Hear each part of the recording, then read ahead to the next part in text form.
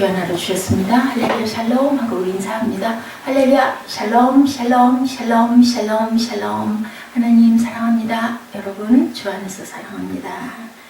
여기 악과 선에 대한 그 대비를 그대로 증명하고 계시죠. 11장 재물은 진로하는 날에 무익하니라고 말씀하십니다. 우리가 아무 소용이 없는 것 가진 것 말씀하죠. 누가복음 12장 20절에서 21절. 어리석은 자여 오늘 밤에 내가 내 영혼을 도로 찾으면 그 재물이 과연 무슨 소용이 있겠느냐라고 말씀하시죠. 이런 것처럼 마태복음 25장 14절에서 30절. 한 달란트 받은 자 그에게는 한 달란트를 빼앗아 10달란트 가진 자에게 주라.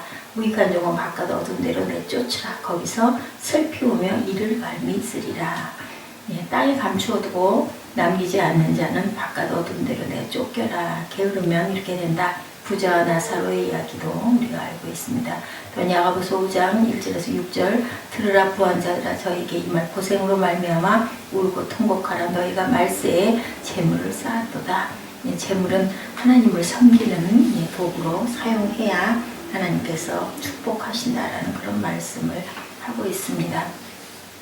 우리나라는 전쟁이 없어서 얼마나 감사한지요. 그죠? 아직도 많은 나라들이 지금 전쟁으로 인하여 특히나 이스라엘 그 주변에 있는 나라들이 그렇죠. 터키 해변에서 발견된 3살배기 시아 난민 아일란 쿠르디의 죽음, 그것이 신문에 보도가 된 수년 전의 얘기이기도 합니다.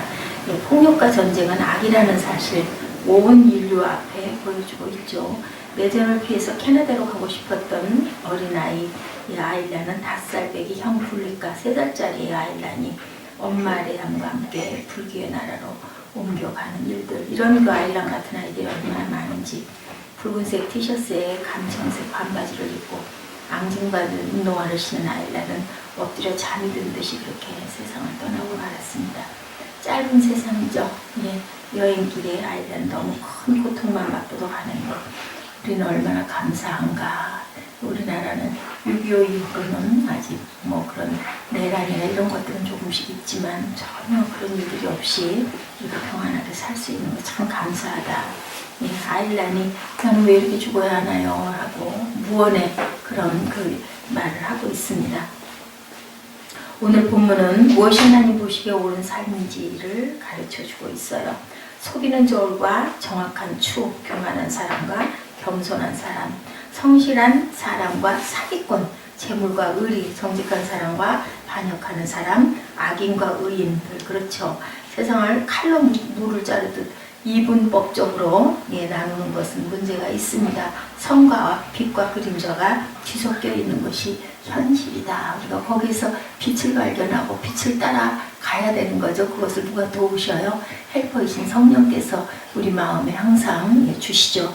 어제 그 유년부 예배에 있었던 그 어디를 가도 아무도 없는 데는 없었다. 그죠? 우리 안에 양심이라는 걸 하나님이 심어 놓으셨고 또 성령이 그것을 돕고 계시죠. 과연 누가 악인가? 맨 처음에 속이는 저울과 정확한 추가 나온다는 사실이 좀 낯설지만 사회 정의의 실현은 지혜자들 뿐만 아니라 예언자들의 메시지이기도 합니다. 미가 선지자는 하나님께서 요구하시는 것은 재물이 아니라 공의를 실천하며 인자를 사랑하며 겸손히 내 하나님과 함께 행하는 것이라고 미가서 6장 8절에 증거하고 있기도 합니다. 1절에서 속이는 저울은 주님께서 미워하신다고 번역했는데 혐오하시는 거죠. 미워한다라는 건 정말 속이는 저울, 속여서는 안 된다라는 거. 2절에 교만이 오면 욕도 온다. 겸손한 자에게는 지혜가 있느니라. 아가서의 표현에 속이는 저울은 사람들 사이에 신뢰의 토대를 허무는 여우라고 하죠. 포도밭의 작은 여우는 바로 이런 허무는 것들을 얘기합니다. 히브리서의 제자는 자기 이익을 극대화하기 위하여 사람들을 속이는 이들은 당분간 이익을 얻어 기쁘지만 하나님이 결국에는 사망케 한다라고 그렇게 증거하고 있기도 합니다. 우리가 이래서 항상 악을 따르지 말고 미워하고 살아가야 된다. 3절이죠. 정직한 사람은 성실하게 살아 바른 길로 가지만 사기꾼은 속임수를 쓰다가 죄깨에 빠져 멸망한다. 성실은 자기를 누가 인도해요? 한 성령께서 인도하죠. 사악한 자의 폐역은 결국은 망하게 한다. 악이 있는 겁니다. 그것은 그죠? 결국 의인과 악인의 대조를 드러내고 있습니다. 자기 속에 갇힌 사람이라고 하기도 합니다. 예, 보면 항상 제 마음에 있는 모든 것들을 뭐 노래가 됐든 시가 됐든 그죠? 어떤 표현으로 드러낼 줄 알아야 되는데 그것을 속에다 꽁꽁 감추고 있으면 우리에게 참 진실로 다가오지를 않죠.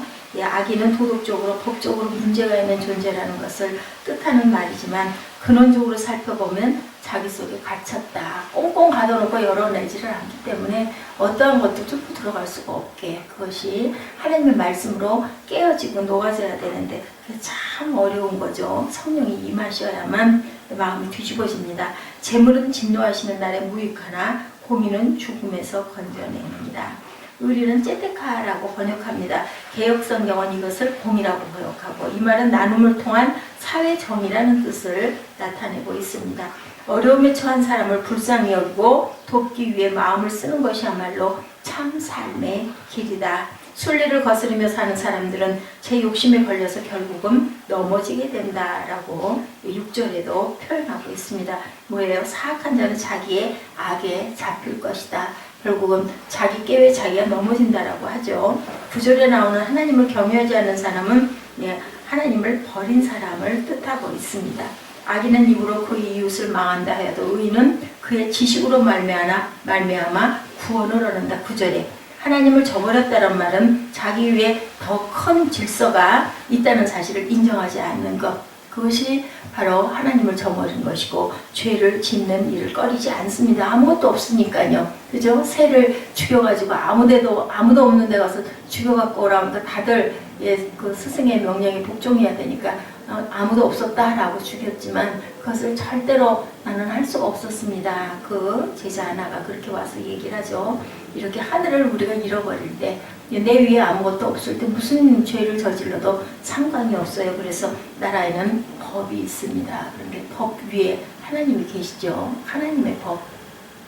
그것이 우리 구약에서는 율법으로 율례로 근데 그것을 누가 예수 그리스도께서 오셔서 사랑으로 녹여주시죠. 그래서 기회를 주십니다. 살려주십니다. 부활을 시켜주시고 다시 새롭게 살라고 말씀을 하시죠. 창세기 기자는 노아시대를 이렇게 요약하고 있죠. 창세기 6장 5, 6절에 주님께서는 사람의 죄악이 세상에 가득 차고 마음을 생각하는 모든 계획이 언제나 악한 것뿐임을 보시고 땅 위에 사람 지으셨음을 후회하시며 마음이 아파하셨다라고 이렇게 고백되어지고 있습니다. 바울은 십자가의 원수로 살아가는 이들의 마지막은 멸망이라고 얘기하죠. 그들은 배를 자기네 하나님으로 삼고 자기네의 수치를 영광으로 삼고 땅의 것만을 생각한다. 빌립보서 3장 19절에도 증거하고 있습니다. 그들의 멸망, 마침은 멸망이요 그들의 신은 배요 그 영광은 그들의 부끄러움에 있고 땅의 일을 생각하는지라 라고 얘기하죠. 배를 하나님으로 삼는다는 말은 자기 욕망에 절대 가치를 부여하며 산다. 그죠? 내 것밖에 모르는 것, 나밖에 모르는 것들입니다. 절망의 사슬을 끊고 그에 비해 의인은 어떻게 살아가는가? 자기가 빚지고 있음을 항상 생각하죠. 감사하죠. 내가 이만큼 누리고 사는 건 너무나 감사하다 뭐다. 하나님의 은혜다라고 생각해요. 은혜를 받은 사람들은 생각할 줄 내가 벌어서 내가 먹고 사는데 아니죠. 우리가 잠에서 깨어난 시간부터 우리가 잠이 들 때까지 의식이든 무의식이든 주변에 많은 것들이 나를 돕는 거예요. 우리가 숨 쉬는 거 하나도 그죠? 내가 숨을 쉴 수 있는 것이 아니라 공기가 없으면 숨을 쉴 수가 없습니다.